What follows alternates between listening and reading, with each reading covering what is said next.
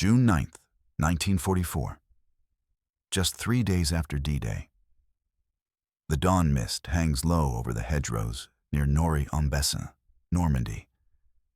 The air hums with the faint growl of tank engines and the chirp of unseen birds in the fog. Beneath it all, the ground is trembling. A slow, steady rumble moving west. A column of Sherman tanks from the Sherwood Rangers Yeomanry crawls forward through the wheat fields, their olive-drab hulls slick with dew. Inside one of them, Lieutenant Alan Reeves adjusts his headset, squinting through the narrow slit of his periscope. The tank smells of oil, sweat, and fear. Every creak of the suspension feels like a heartbeat. "Keep your eyes open," Reeves mutters to his crew. The Krauts own the high ground. Behind a ridge less than a mile away, the 12th SS Panzer Division Hitlerjugend waits. Their Panther tanks, painted in mottled camouflage, sit nose out like hunting cats. One of them, commanded by Lieutenant Karl Weber, watches the Shermans advance. Weber leans casually against the gun breech, cigarette in hand. His crew is confident, even amused. Tommy Cookers. His loader grins, using the German nickname for the Sherman. "They'll burn nicely this morning."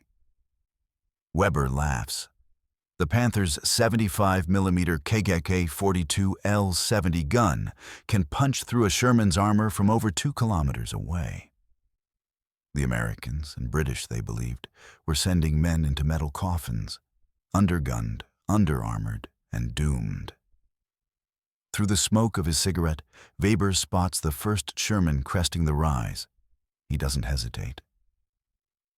"Feuer!" the Panther roars. The shell screams across the field, striking the Sherman's front plate.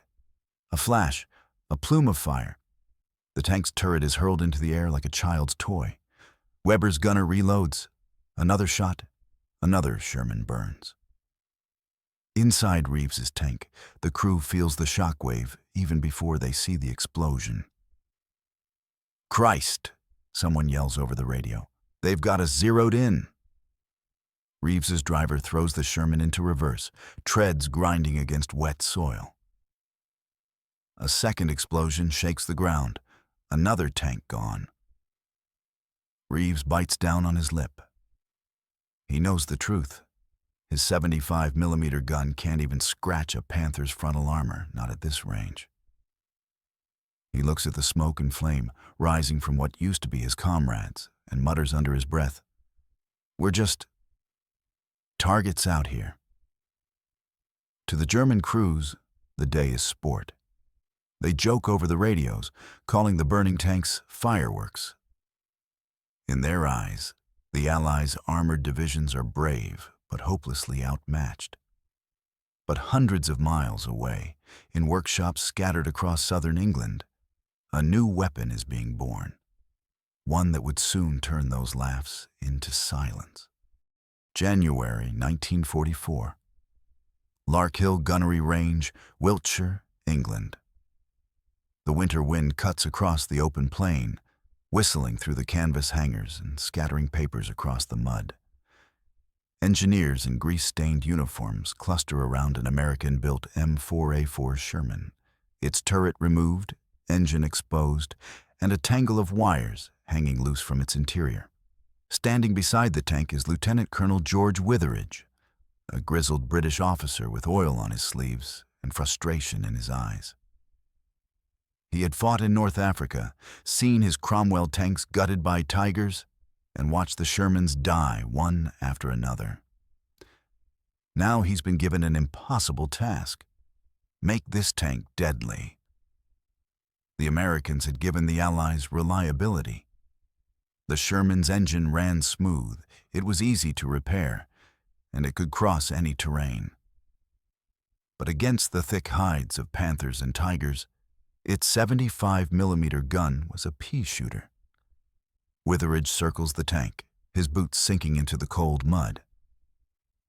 "We have the gun," he says to his team.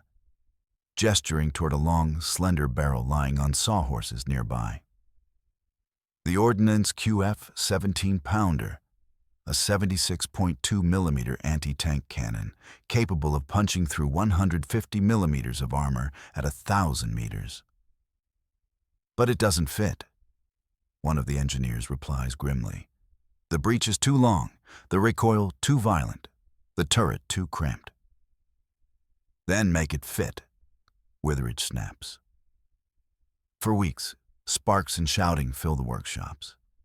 Engineers saw through armor plating, cut away the radio mount, and rewire the turret interior. One suggests rotating the gun sideways. Another welds a new muzzle brake to control recoil. The work is crude, improvised, a battlefield invention in the making. By early March, the first prototype rolls out of the hangar. It looks ungainly. The long 17-pounder barrel juts out nearly 2 meters past the hull, giving the tank an almost unbalanced silhouette. Some of the British mechanics laugh. "She'll stick out like a sore thumb," one says. "Perhaps," Witheridge answers, climbing onto the hull. "But if it works, no one will be laughing."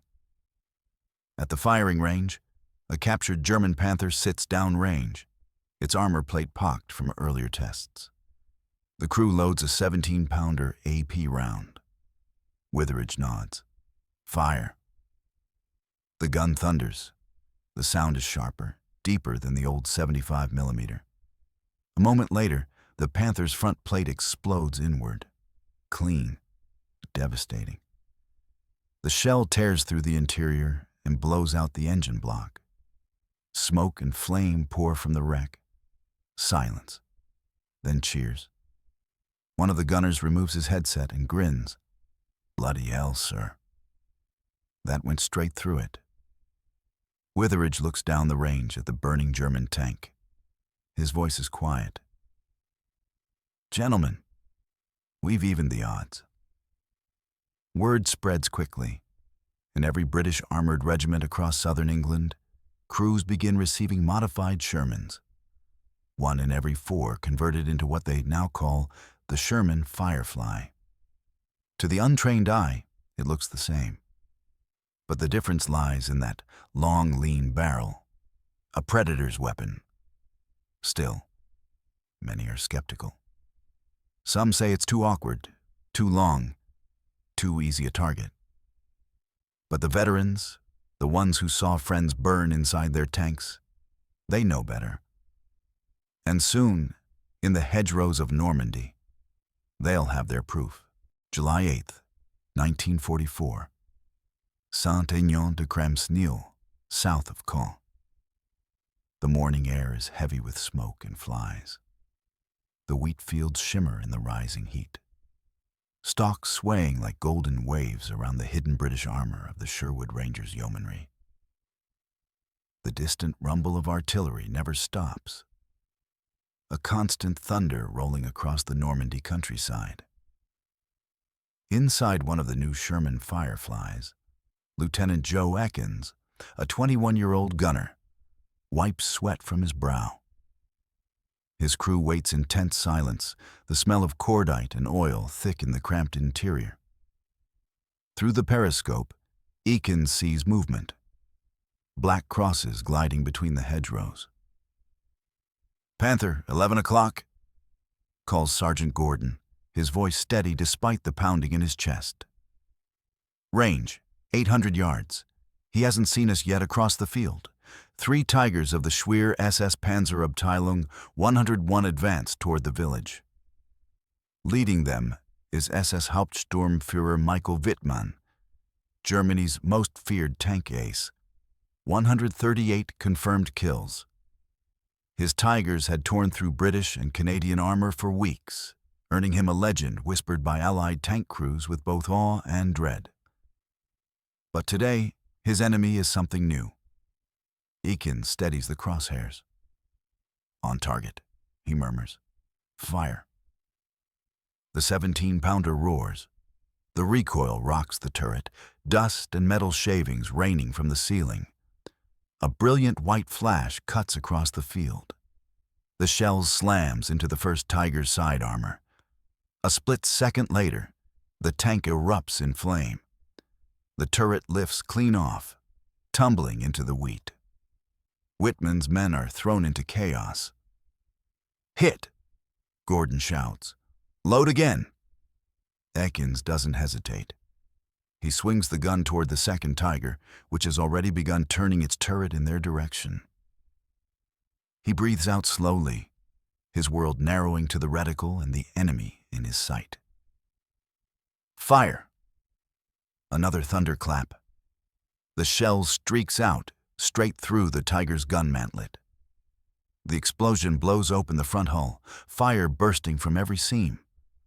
The third Tiger tries to retreat, its massive treads churning up mud, but Ekins tracks it smoothly, expression calm, almost detached. Target 3. Fire. The third Tiger vanishes behind a column of fire and black smoke. In less than 15 minutes, the German column is gone. 3 Tigers destroyed. Inside the Firefly, the crew sits stunned. Ekins exhales, hands trembling slightly on the gun. "They're gone," he whispers. Sergeant Gordon grins. "Not bad for a bloody Coffin-On-Tracks, eh?" Over the radio, excited chatter fills the air. Word spreads fast. A Firefly has taken out Wittmann's Tigers. German radio intercepts confirm the loss hours later. For the first time in the campaign, the invincible armor of the Wehrmacht has met its match. That day, the myth of German tank superiority begins to fracture. From Caen to Falaise, Allied gunners whisper a new name: Firefly, spoken with reverence and quiet pride. The same weapon once mocked for its awkward length has now rewritten the rules of armored warfare. In the coming days, the British will push deeper into Normandy. The Firefly crews, still vastly outnumbered, begin to adopt new tactics, hiding among standard Shermans, waiting for German tanks to reveal themselves, then striking like lightning from the hedgerows. Soon, even the most hardened German crews start to whisper their own new word: Feuerfliege, the Firefly. And in the smoky, sun-scorched fields of northern France, the hunters have become the hunted. August 1944. The fields of Normandy burn beneath the summer sun. The once unbeatable panzer divisions are now retreating toward the Falaise pocket, hounded day and night by Allied airstrikes and the dreaded long-barreled Shermans. The Firefly has become more than a tank. It's a rumor, a shadow that moves unseen until it's too late. At a makeshift command post near Troon, Oberstleutnant Karl Weber, the same officer who once mocked the Tommy Cookers, leans over a map littered with red pins. His uniform is stained with dust, his eyes hollow from sleepless nights. The radio on the table crackles with urgency. "Enemy tanks, long barrels. They hit us from beyond effective range, requesting artillery support." Weber exhales, lighting another cigarette with trembling fingers. Smoke curls upward and disappears into the dim tent light. The Firefly's reach is terrifying. It can destroy a Panther before the Germans can even return fire.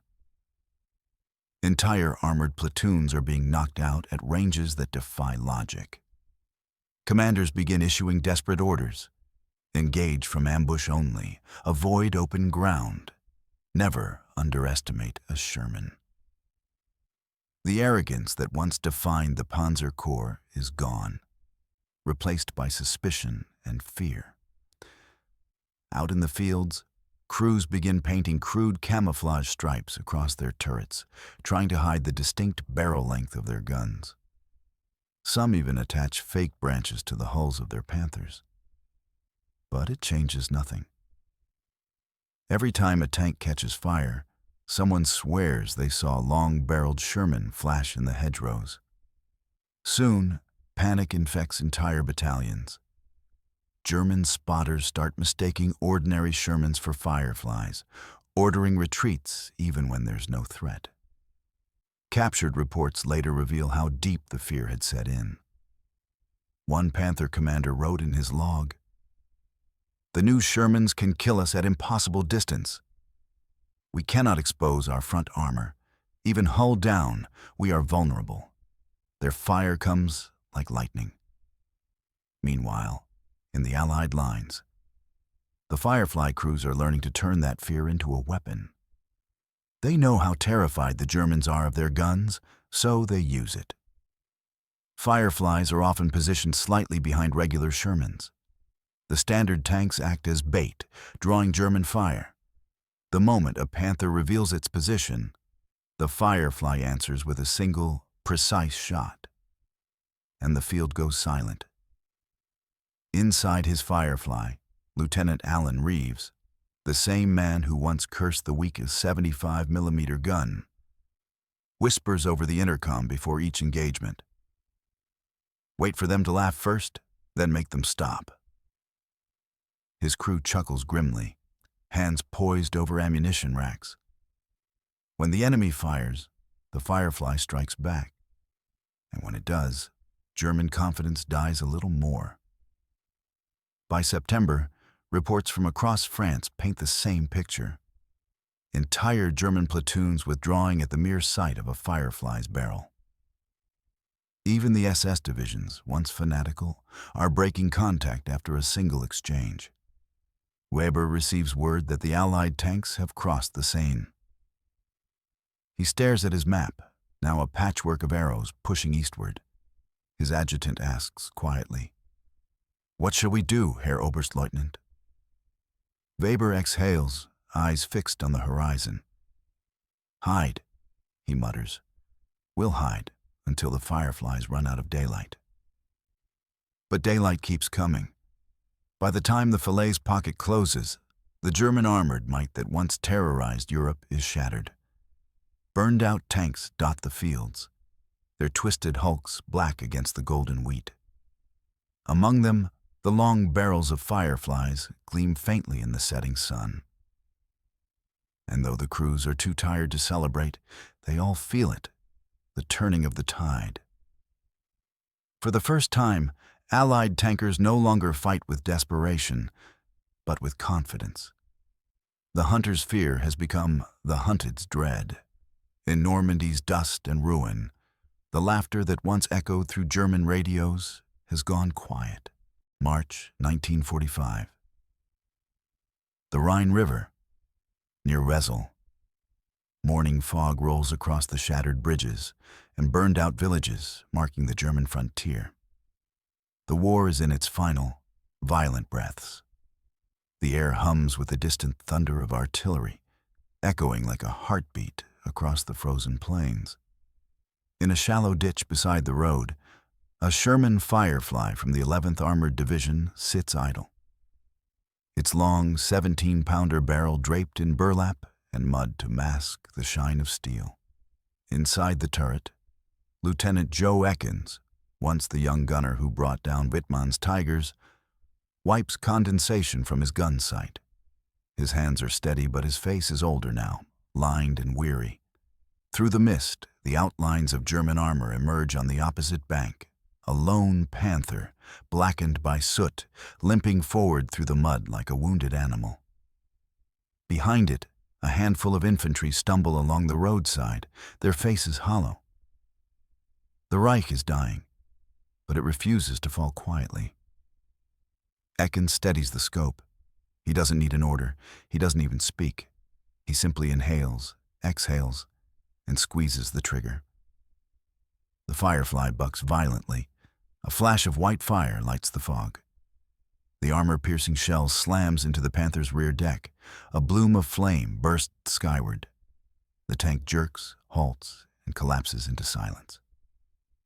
For a moment, there is nothing but the hiss of rain on burning steel.